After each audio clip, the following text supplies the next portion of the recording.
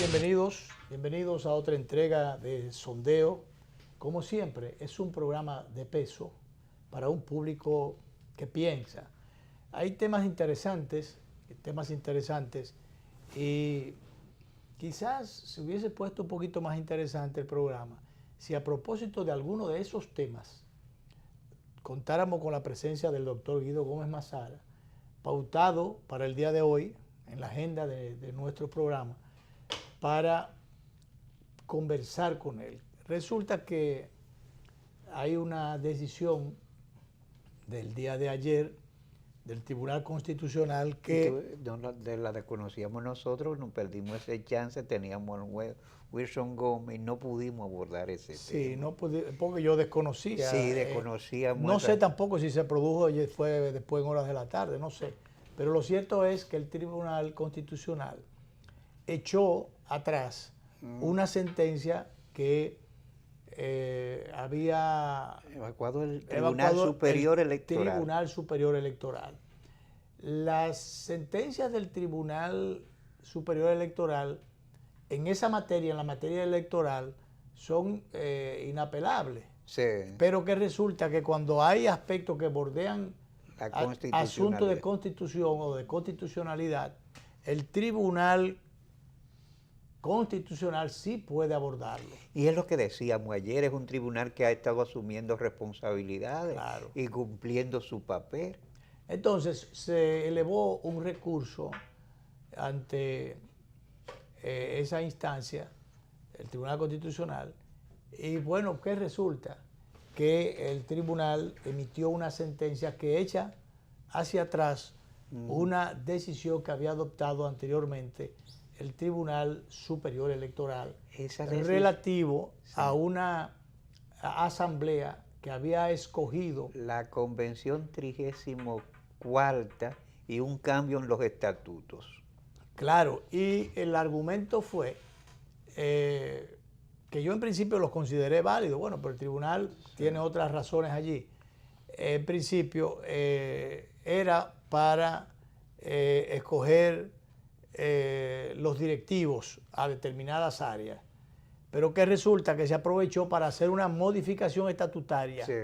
Y se aprovechó de una vez, bateo y corrido, como diría. Por la vía rápida. Por la vía rápido, y se modificaron los estatutos y se escogió por 4 años más a Miguel Vargas Maldonado como presidente del partido. Entonces se había alegado un sector del partido en desacuerdo. Bueno, en esa convención yo diría quería, porque de hecho no llegó a participar.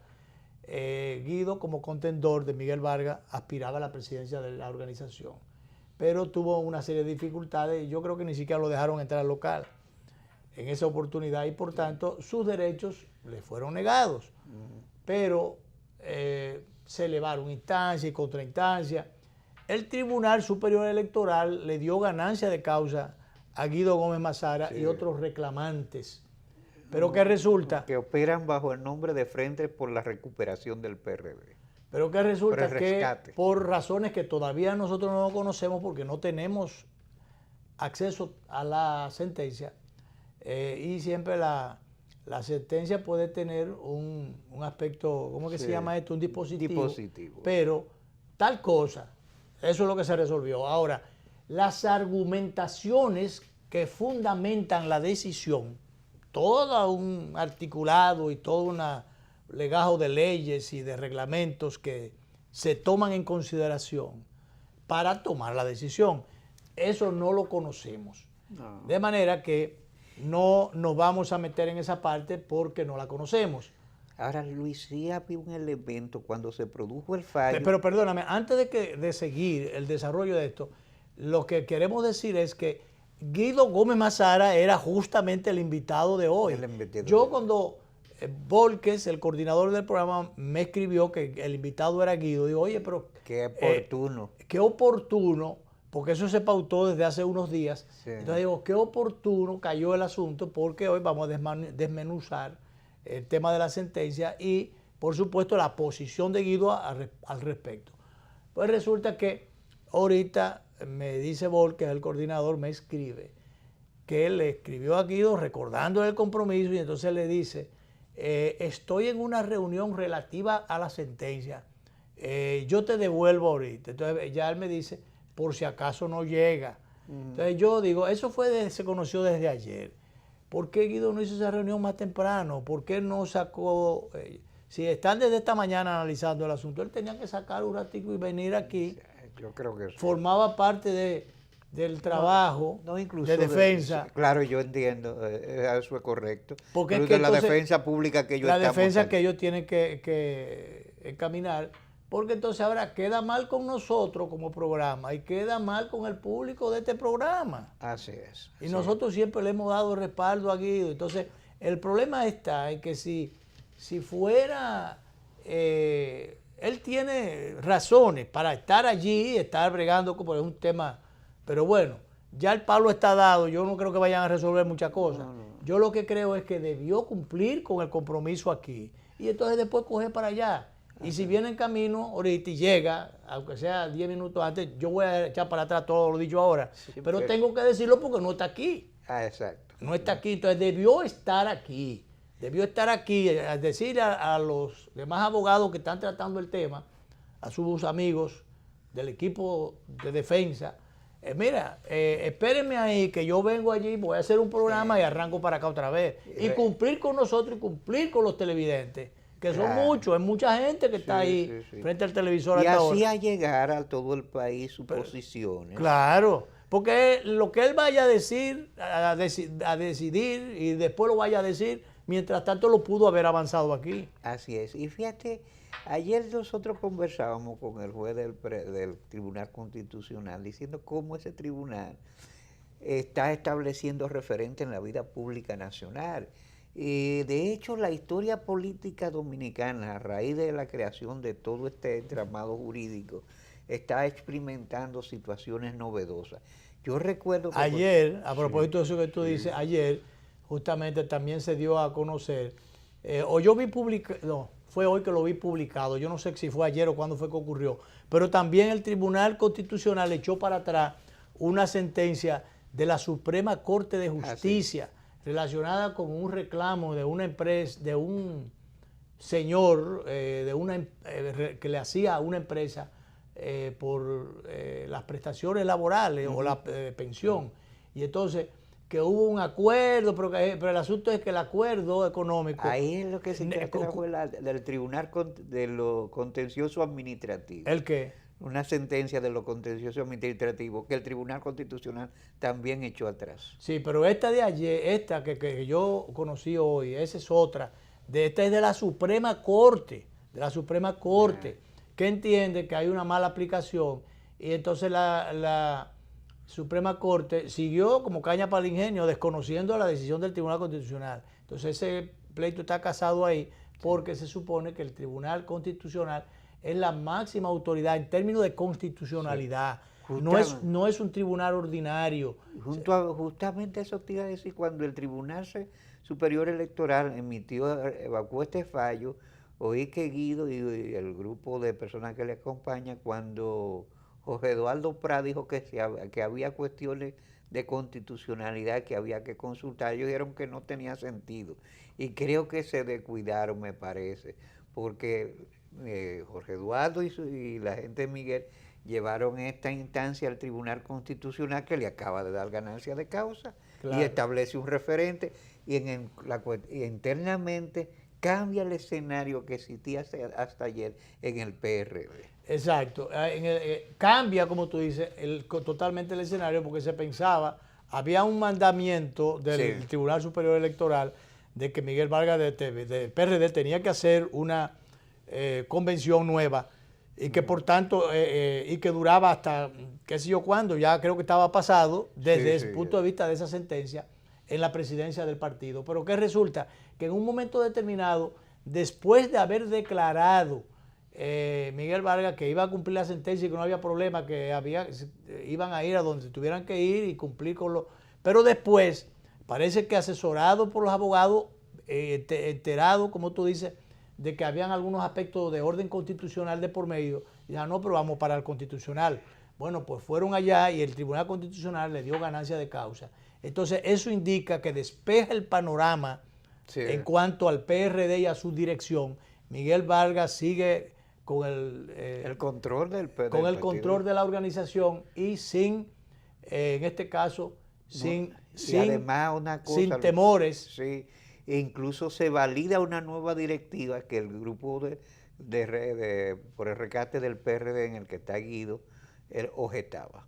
Pero esa directiva queda validada con este fallo del Tribunal Constitucional. O sea que ya casi entrando en un ambiente preelectoral, claro. No es el año preelectoral, pero sí el ambiente preelectoral. Sí. Preelectoral. Entonces se le despejan las cosas a Miguel Vargas para que pueda trabajar tranquilo, tanto en su trabajo en Cancillería, que por cierto lo ha estado haciendo muy bien desde Cancillería, ha estado sentando, yo diría, cátedras allí, si no cátedras precedentes, precedentes en la Cancillería. Y por cierto, presentó sus memorias el otro día y una cantidad de cosas que se han hecho, que han puesto al país a tono con los nuevos tiempos, como decía, una visión de nuevos tiempos, el canciller Miguel Vargas, y ha hecho muchas de las cosas que muchos otros no habían hecho. Y ayer recibió las notas de tilo de la embajadora norteamericana, que ya se prepara para, de acuerdo al protocolo, presentar sus credenciales ante el presidente. Sí, dentro de unos días, creo que la próxima semana va a ocurrir esto. Pero bien, entonces se le despeja el camino a Miguel Vargas, y sobre todo después del abrazo con Hipólito, se despejan más las relaciones. Que no hemos comentado la locución del guapo de Hipólito, pero novedosa, novedosa, ¿tú crees? Sí, fue novedosa porque todo el mundo esperaba. Iba a ser un gasto más masivo, pero él buscó un grupo de familiares, muchachos jóvenes y de también. Relacionados, dejó un paquete de viejo, lo dejó atrás. Yo supongo que váyanse bajo la Matemango, échese allá atrás, porque fue en Najayo, en Canastica, ahí en la zona de San Cristóbal, donde él tiene su segundo revolcadero de burro. Entonces, ahí habló él de un discurso planteando un tema de transición. Que a mí me extrañó, ellos están elaborando la tesis como parte del marketing político de que el gobierno del PLD es un desastre tan grande que el país necesita una transición política. Eso es un disparate político, porque realmente recordemos que el PLD vino al poder justamente después de una crisis económica que fue auspiciada, por las razones que fueran, pero fue auspiciada en el gobierno de Hipólito Mejía, que no se pudo mantener. Recordemos que aspiró a reelegirse y sencillamente ahí lo único que quedó fue la habilitación para que otros presidentes pudieran reelegirse, no él, que intentó hacerlo desde el poder. Y la crisis económica no pudo ser peor o mayor. Todavía se está pagando o repagando ese hoyo que se hizo que se propició en esa oportunidad.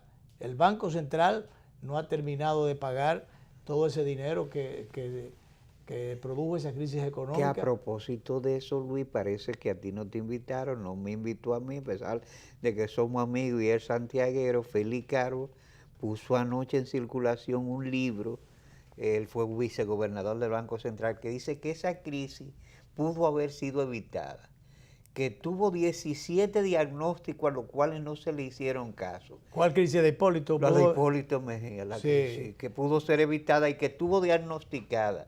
Incluso prácticamente califica de haraganes el término que usa a los más altos funcionarios del Banco Central. Yo supongo que excepto él que... Bueno, él estuvo en el Banco Central como vicegobernador, entonces hubo una crisis allí de liderazgo interno. Malcún llevó a sus amigos, Hipólito mandó los de él, todos eran amigos de Hipólito, pero había cortocircuito entre ellos. Le metieron a Andy Dauarre de por medio como asesor.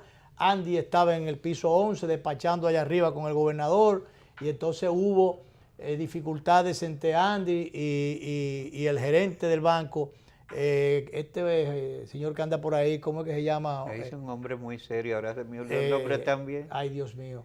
Y que entonces parece él, que tiene una buena derecha, me dice. sí, le dio un derechazo a Andy Daguarre allá en el mismo Banco Central. Así es. Y entonces, bueno, y Félix Calvo era el vicegobernador.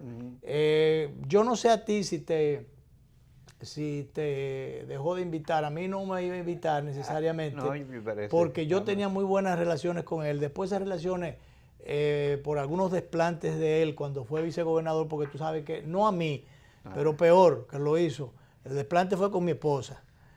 Tú sabes que es peor que cuando uno se lo decía, amiga, son pasajeros, pero si lo hacen a la esposa de uno, ya hay problema. Cuando se mete con la familia. Claro, y entonces a la sazón, él era vicegobernador, él me recibió a mí, pero después mi esposa quiso pasar por allá, mi esposa era subdirectora de Indotec, que era un órgano del Banco Central, y mi esposa defendía la tesis de que el Indotec debía ser mantenido, porque eso fue... que no se debía desarticular. No se debía desarticular y sacar del Banco Central, llevar para Industria y Comercio, porque Industria y Comercio tenía ahí, ¿cómo se llama esta institución que tenía que ver con el asunto de los precios?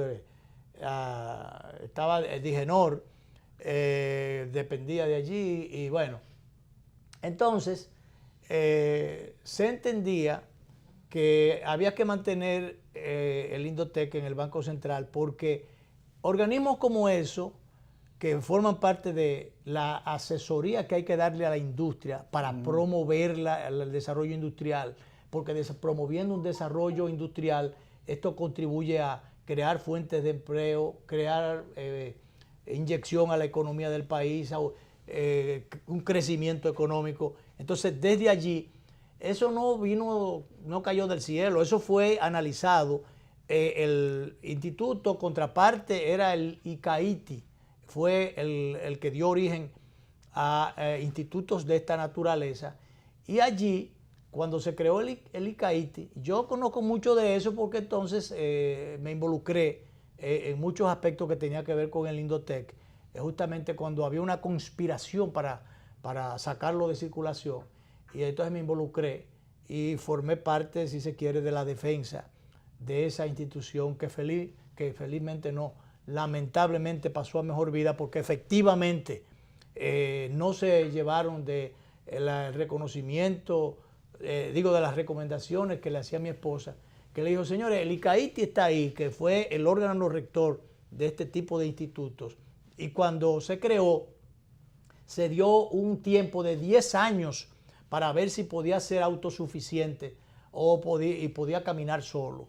Y cumplidos esos 10 años, se determinó que había que subsidiarlo, que no era autosuficiente, no producía dividendos, no producía con qué mantenerlo, y que había que subsidiarlos porque sí eran necesarios para la economía. Y como el Banco Central tiene que garantizar todas las políticas para el crecimiento macroeconómico, bueno, formó parte de ideas que en un momento determinado se vendieron. Bueno, pues a alguien se le ocurrió que eso había que sacarlo de allí y llevarlo a Industria y Comercio. Entonces... y se enamoró de la entidad una persona que fue que lo destruyó. Y alguien se enamoró de la institución para destruirla. Esa persona que anda teorizando por ahí en el PRM ahora, realmente esa persona es físico nuclear, fue director del Indotec, recomendó eso. Cuando vino Malcún con la tesis de un banco central más pequeño, entonces encontró ese expediente allí y lo firmó, y adiós. Crearon después, creo que fue el IDIA, algo así, un instituto de investigación, que yo qué cosa, que sencillamente eso murió porque no tiene la inyección, no tiene... está funcionando ahí, pero arrinconado, nadie conoce eso, nadie promueve eso, yo no sé qué está haciendo eso. Pierde nivel, relevancia. Claro, ese desastre, porque el Banco Central lo que hizo fue que integró una comisión para determinar qué hacer con el Indotec. Entre esa comisión estaba el director, estaban funcionarios del Banco Central estaba mi esposa y estaba el director. Entonces cuando vino la reunión para tratar el tema, el director de entonces, el infascrito del que estamos hablando, sí, fue con mi esposa a esa reunión en el Banco Central. Y entonces, acompañándola, y ella planteó ahí lo que yo dije ahorita. Sí, sí. Y entonces hizo sus planteos. Hizo sus planteamientos porque realmente le dolía a la institución, y eso era lo que técnicos internacionales que habían venido habían planteado en su momento. Y ella entonces mantuvo esa tesis. Ahora, como el proyecto o la agenda de ese director del gobierno del PRD encabezado por Hipólito era la de destruir esa institución o pasarla a la industria y comercio, le dijo a ella después de salir de la reunión, dice, mire, no me vuelva a plantear esa tesis en el seno de las reuniones que tengan que ver con el destino del Indotec. No me la vuelva a plantear. Y entonces, porque eso desbarata mi muñeco, la idea del proyecto que yo tengo. No la vuelva a plantear, la desautorizó. Pero no solo la desautorizó, sino que no la llevó más nunca a ninguna de las otras reuniones. Y entonces, esa persona quedó, y esa situación quedó ahí. Y entonces, un día de Año Nuevo, ese director fue a la casa presidencial de Juan Dolio a llevarle a Hipólito, y estoy hablando de historia patria, y lo hago con toda esa vehemencia porque es un asunto que uno sagra por la herida. Y además porque tú estás planteando una cosa que tu esposa, que le dedicó la vida, porque fue una técnica, claro, que comenzó en el nivel inferior. Comenzó desde los laboratorios. Sí, y se fue, y fue creciendo y sustanciándose con la entidad. Y sabía sus altas responsabilidades, claro, y funciones. O sea, eso es importante para el desarrollo industrial, como tú dices, claro, pero entonces le lleva, eso no se comprendió. Ese director, aprovechando, yo no sé qué cosa, pero era Año Nuevo, le lleva a Hipólito a la casa presidencial de Juan Dolio, le lleva, recuerdo como ahora, un día de Año Nuevo. Y entonces él le lleva, no, que esto es la que sé yo qué, para que le firmara el papel, para el documento, para pasar el asunto a Industria y Comercio, sacarla del Banco Central. Y entonces le dije, no, deja eso, a mí no me conviene políticamente, olvídate de eso. Pero entonces viene Malcún. Malcún era el gobernador. Sí. Malcún, bueno, porque Fran Guerrero Prat, el hijo de doña Belice, era gobernador, y le llevaron eso y él no lo autorizó. Él no podía autorizar. Era gente de criterio. Él tenía criterio. Y entonces, bueno, pero Malcún es un economista agrícola. Sí. No es realmente un economista, no los problemas de la economía, es economista agrícola, porque si una barbaridad cometió Hipólito fue meter a Malcún como gobernador del Banco Central, sí, a un economista agrícola ponerlo como gobernador del Banco Central. Eso fue una barbaridad, un crimen, la situación económica, la sangría a la economía o los crímenes que ocurrieron allí para el desastre económico que pasó, fue producto de esas torpezas, porque como tú pones un economista agrícola, tú vas a sembrar yuca allí en el Banco Central. No se comprendieron muchísimas cosas y se produjeron todo eso, desastre y todas esas cosas. Entonces, incluso el mismo Malcún lo que hizo fue de aprender de brujo, desató en el Banco Central situaciones que él después no pudo controlar. Entonces vino y viene con la tesis de un Banco Central más pequeño. Más pequeño, comenzó a mochar. Bueno, esa institución haga, y entonces llega este hombre y lleva el expediente. Lleva el expediente. Que yo no entiendo por qué una gente se afana en ser director de una entidad que él quiere destruir. Y entonces viene y se la lleva y sencillamente la firmó. La firmó y ya ahí pensionaron y liquidaron a los que estaban para pensión, la pensionaron, los que estaban para liquidación. Desde entonces, mi esposa está pensionada porque, no la iban a liquidar, ya tenía tiempo como ejecutiva, la pensionaron. O sea, le castró inclusive el desarrollo profesional, un grupete de técnicos, de gente allí. Se quedaron algunos en esa institución nueva que se formó, porque entonces heredó, le dejaron las instalaciones. Por primera vez yo estoy hablando en público en esto, porque cayó a colación, en este caso, por el libro de Félix Calvo. Por el inefable Félix Calvo, que Carlos tiene su temperamento, pero... Sí, entonces yo sí fui muy amigo de él, inclusive él como parte de ese temperamento tuvo algunas dificultades con Héctor Valdés Albizu como el gobernador, y en algún momento nos juntamos en dos ocasiones para... Una fue ahí en lo que era el caserío, ¿cómo se llamaba esto?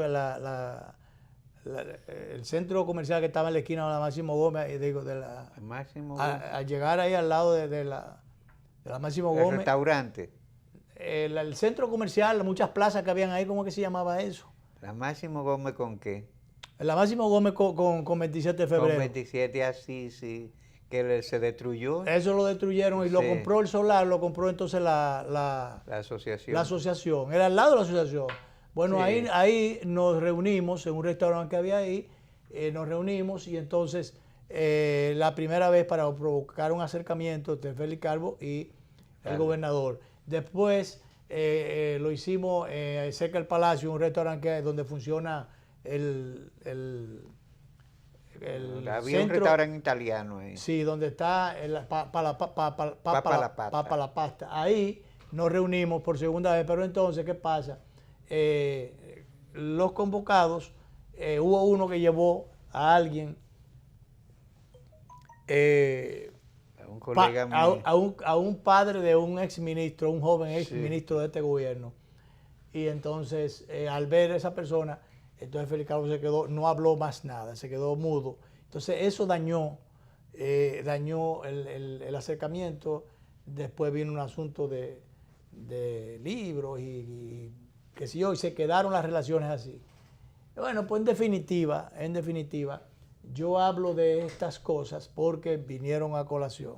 Mi esposa pidió una cita finalmente para él, para donde él, y la dejó muchísimo tiempo esperando y finalmente no la recibió. Y después se conoció que el Indotec pasaba a Industria y Comercio, se fue languideciendo, se cambió de nombre y esa es la historia. Y entonces yo perdí un amigo y el país perdió una institución y muchas cosas más vinieron y el país también se endeudó ya, pero ya en este caso por culpa de las malas políticas económicas adoptadas en el gobierno de Hipólito, que ahora viene de que con una transición ¿de qué? Sí, ¿para qué? Que en el fondo yo no sé. Que dicho sea de paso, Luis, ¿tú te acuerdas que Hipólito se vendió como hombre de palabra? Hasta un libro le escribieron que tuvieron que recoger. No, y quemar todo eso. Sí, Juan Manuel García, nuestro amigo, fue el que escribió ese libro, La Palabra. Mi palabra. Mi palabra, pero nada de esa palabra rodó por el suelo, imagínate. Entonces, no, ahora, yo creo que en el caso de Hipólito, que se dio un abrazo con Miguel Vargas el otro día, no sería más que un caballo de Troya dentro del PRM para que después salga, de ese gran caballo, salga toda la soldadesca bien artillada para acabar con la candidatura de Luis Abinader. Y entonces, caballo de Troya dentro del PRM. Así es que así ve uno las cosas, porque recordemos que en algún momento, hoy me manda mi hijo de Chicago, me dice, mire lo que dice Pablo Ross. Pablo Ross escribe que habría la posibilidad de que Hipólito Mejía en algún momento se convirtiera, fuera el candidato en una búsqueda de un acercamiento PRM-PRD, fuera el candidato por el PRD. Y entonces me lo manda y dice, mire, ¿usted cree que eso? Entonces digo yo, eso forma parte de las cosas que hará cosa de un año que ya yo escribí, que yo adelanté. Que dentro de las posibilidades o de las cosas que se han comentado a determinados niveles. Sí, se han estado barajando. A determinados niveles se ha comentado eso. No, incluso se ha dicho, pues ya eso es público, que se han producido un par de encuentros no públicos entre Miguel Vargas e Hipólito, estimulado por una alta figura del país. Exacto. Bien, vámonos entonces a hacer la pausa correspondiente y vamos a ver por dónde andamos en el día de hoy.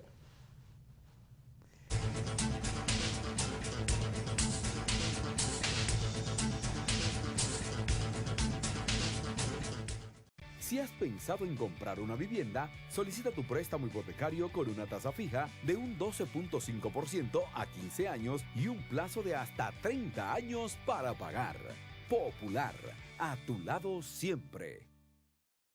Sabor a casa y a mis recuerdos, a tradiciones y colores de mi pueblo, el mismo aroma de todo el tiempo, el sabor que inspira y a mí me enamora. El sabor de mi pueblo ese que siempre llevo dentro junto a todos mis recuerdos, porque la buena amistad sabe a café. El aroma que inspira, el sabor de todo un pueblo que despierta con aroma, que inspira y enamora. El sabor de todo un pueblo que despierta con aroma, que inspira y enamora como el mejor café. Café Santo Domingo, sabor que empieza en el aroma. Tu café de siempre. ¿En qué gastamos los dominicanos? La quinta encuesta nacional de gastos e ingresos de los hogares que elabora el Banco Central de la República Dominicana nos revela qué productos compramos, dónde y cuánto gastamos dependiendo del lugar en que vivimos, de los ingresos y nuestra edad. Esta encuesta es muy importante, ya que con esta información podemos actualizar el costo de la canasta familiar dominicana, que permite establecer nuestras condiciones reales de vida. Durante el 2018, los encuestadores del Banco Central, debidamente identificados y cuya identidad podrás verificar entrando en la página web del Banco Central, estarán visitando distintos hogares a lo largo de todo el país. Si tu casa resulta seleccionada para esta encuesta, nuestro personal estará recolectando la información necesaria. Es fundamental que participes respondiendo de la forma más completa y honesta posible, para mejorar tu calidad de vida y alcanzar un mejor futuro. Contamos con tu apoyo.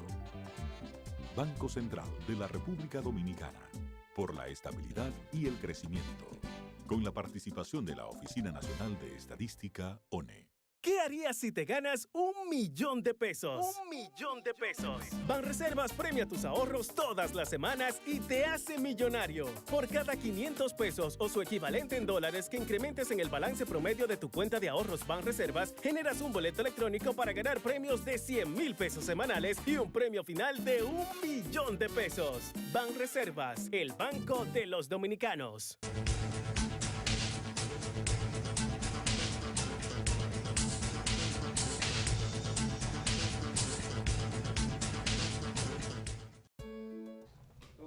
Bien.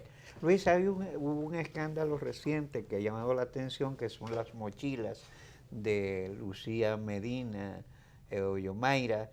Ella obsequió unas mochilas que tienen otro encima y cuando se quitan aparece el nombre del Ministerio de Educación. Antes está el logo de la fundación que ella y el nombre de maneja, y el nombre de ella.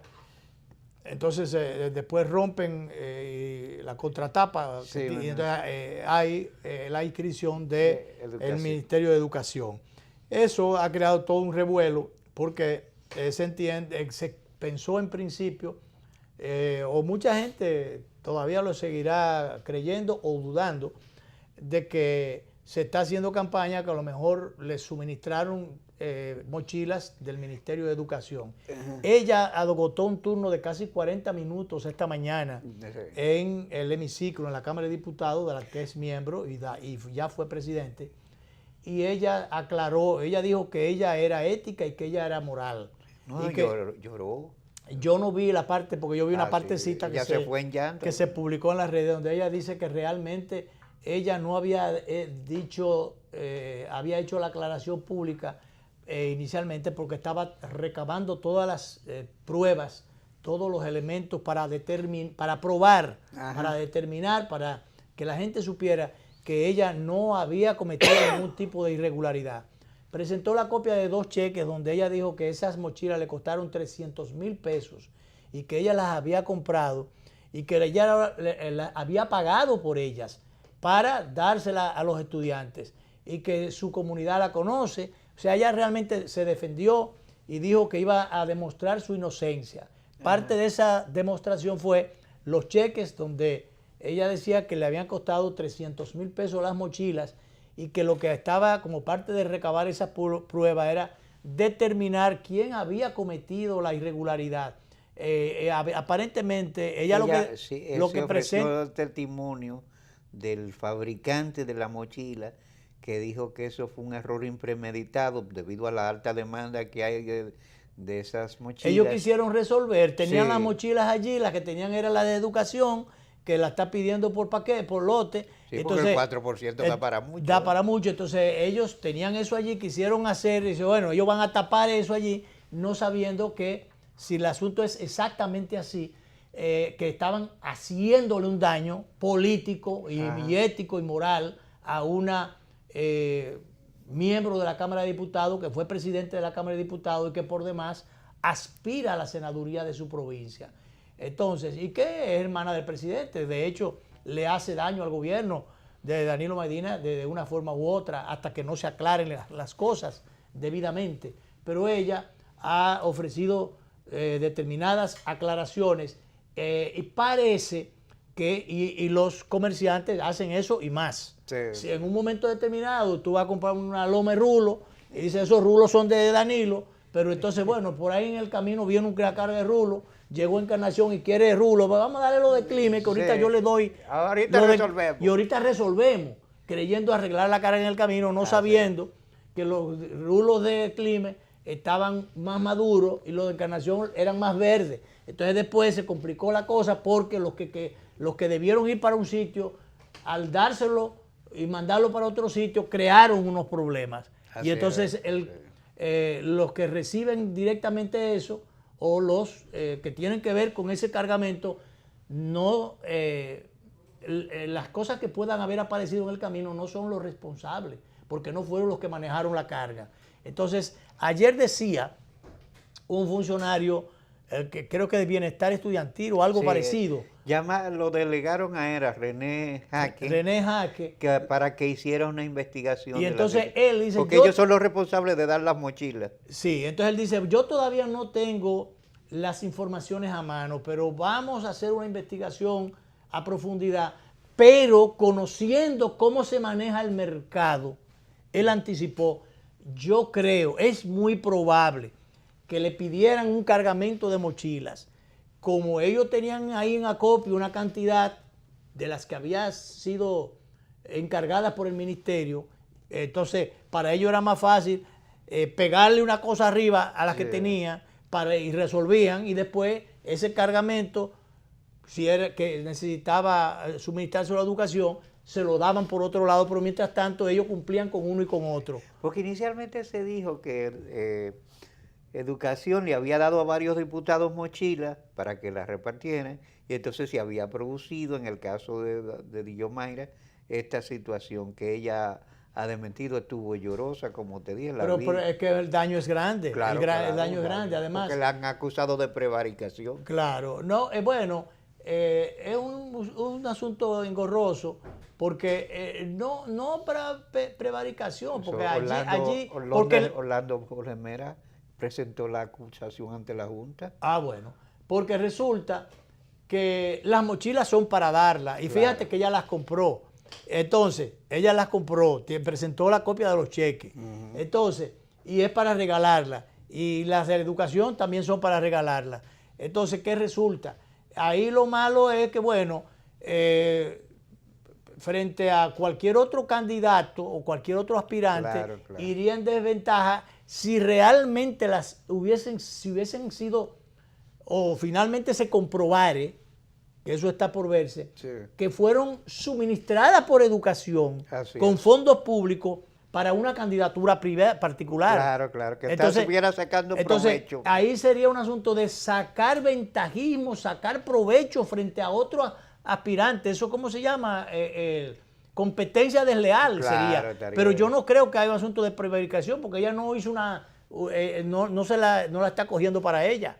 Ella a su vez están suministrando. Según Orlando Mera, dado que es un producto público que paga el público con dinero público, ella lo está usando para una campaña electoral, entonces prevaricación.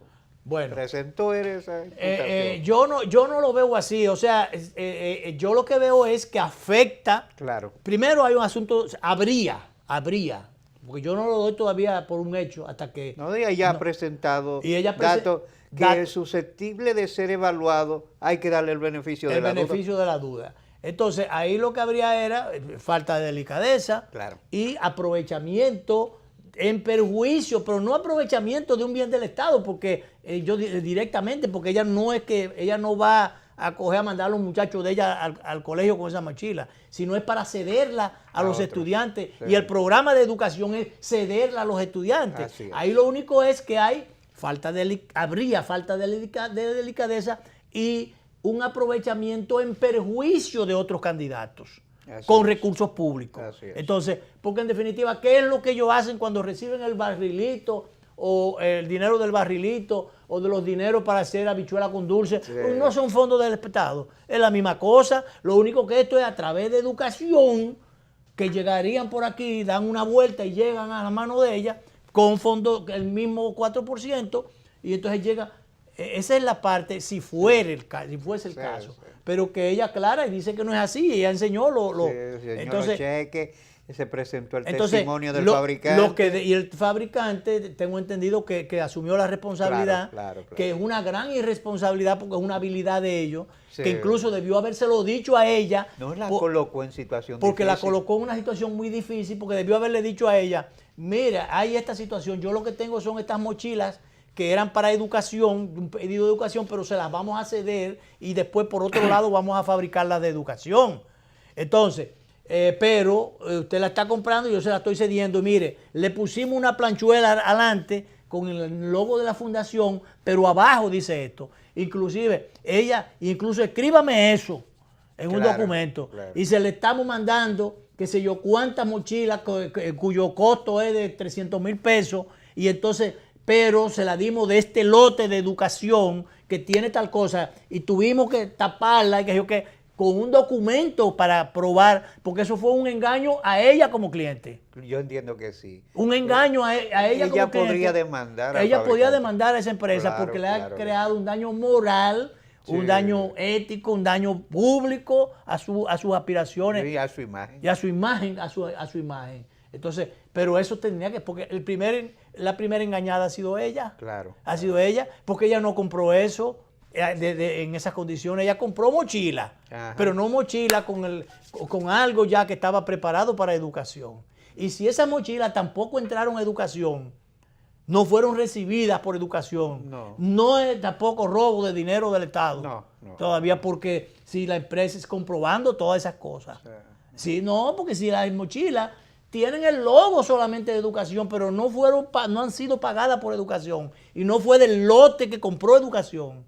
Aunque tengan el logo, no son con recursos públicos. No. ¿Entonces me entiendes? O sea, pero todas esas cosas hay que aclararlas. Vamos a hacer la pausa final. Guido se quedó en su rueda de prensa aclarando sus cosas relativas a la sentencia que le confirma a Miguel Vargas en la presidencia del PRD. Mientras tanto, no vino a aclarar las cosas aquí en el día de hoy. Vamos a la pausa.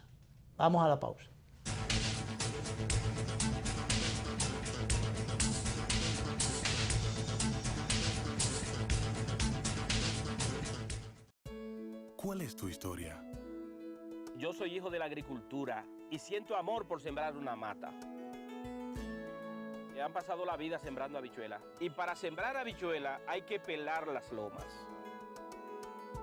Todas esas montañas, toda esa loma por ahí, la gente la chapeaba, pero ahora están motivados a que si se le apoya, en vez de sembrar habichuela, van a sembrar aguacate y van a sembrar café. Se ha comenzado con un plan piloto, un proyecto de reforestación que llegue a todos. Va a ser el cambio, va a ser la transformación, va a ser la esperanza y la vida de nosotros. En Elías Piña, San Juan y Asua ya están en marcha los proyectos de reforestación del gobierno. En esas provincias se destinarán cerca de 2.500 millones de pesos para recuperar más de 200.000 tareas con árboles frutales y café. Juntos hacemos historia. Gobierno de la República Dominicana, con la gente y para la gente.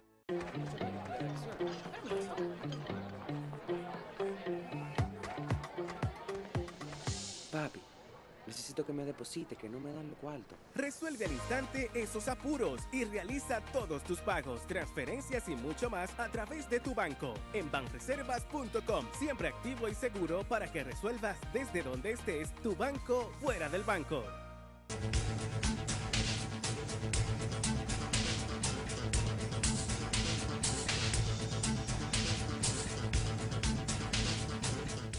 Hay muchas cosas, Luis. Se suspendió la reunión del comité político del PLD y Carlito Amarante Baré. No, pero antes de eso hubo otro Amarante, bueno, Amarante. Sí, es Carlos el Amarante. mismo que tú dices, como dices, yo lo confundí, tú dices Carlito. Le Entonces, dijo que lo estaba confundiendo. como somos amigos ese. Sí. Carlos. Se precipitó. Sí, sí. Y Se dijo precipitó. que culpó al presidente del PLD, pero Reinaldo ha hecho las aclaraciones pertinentes. Claro. De que Oye, no- pero a Carlos Amarante Baré le ha cogido, ha querido ser contestatario Sí, y ha querido llevar las cosas a un punto que no queda bonito, no queda bien. Porque si usted fue subalterno en el plano administrativo y ha sido y es todavía subalterno en el orden político del presidente de su partido, usted lo menos que debe guardar cierta distancia y cierto Yo creo respeto. que sí, Pero entonces yo creo venir que a confrontar ahora, a estar de respondón, Sí. como queriendo ponerse de igual a igual, entonces eso no queda bien. No parece y que adelantarse a los acontecimientos, es decir, si no se va a hacer la reunión, eso es por perdón, es por culpa de fulano de tal. Ajá. No, entonces el secretario general del partido ha hecho la precisión y la corrección. hizo las correcciones del lugar. Y dicen, no fue por eso. Fue por otras razones y por a solicitud de varias gente, ni siquiera de una persona. No, varias personas. Entonces, nada, no se dio la reunión, entonces las cosas allí, los conversados allí de alta política se posponen. Sí, sí. El PLD está, tú sabes que en ese El PLD tiene que ganar tiempo, como debe ganar tiempo la iba a decir a la candidatura, pero en la definición del asunto aquel que le pidieron al presidente Danilo Medina, yo lo he dicho, yo lo he escrito más de una vez y otros lo han dicho también. El Danilo Medina necesita ganar tiempo y además por una cuestión de evitar la famosa soledad del poder, Sí. él tiene que mantener sus tropas a su alrededor y llegar hasta el último momento, hasta cuando llegue el tiempo de las definiciones de las candidaturas, que ya sea el plazo ya sin retorno. Sí, ya. Entonces, Porque déjame decirte, este año se está yendo. Ya el año que viene, que es 2019, ya lo que se entra es un año, ese será un año preelectoral definitivamente. claro. Y entonces debe el presidente Medina llegar con sus tropas unificadas en torno a él, porque si no se le mudan, se le cambian diríamos, de escenario y se le van para otro lado. Y porque además, en la medida en que él esté fuerte, No va a está haber más- en mayor capacidad de negociar. Obviamente, porque eso sí, evidentemente que la salida que el PRD logre hacer será resultado de una negociación interna, una negociación en que los dos liderazgos importantes, en este caso el de Y ni Danilo Medina, siquiera porque los liderazgos implica tener mucha gente alrededor, Claro. de un lado y del otro.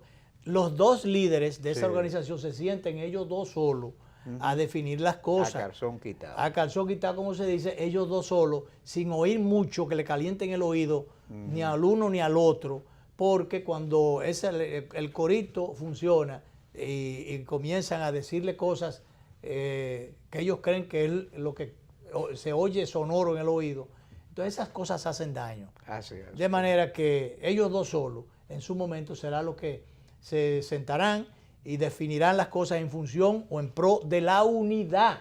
La unidad que es lo que le ha dado éxitos al PLD para mantenerse al día de hoy en el poder. Pero vamos a ver. el tiempo se ha ido, nos queda una pausa, yo creo, de manera... No, ya no queda nada. Ah, pues yo creo. Y creo que el tiempo ya se consumió. De manera que regresamos nosotros el jueves. El jueves, mañana viene el doctor. Mañana viene el doctor, como todos los miércoles, duro y curvero. Mientras tanto, nos vemos.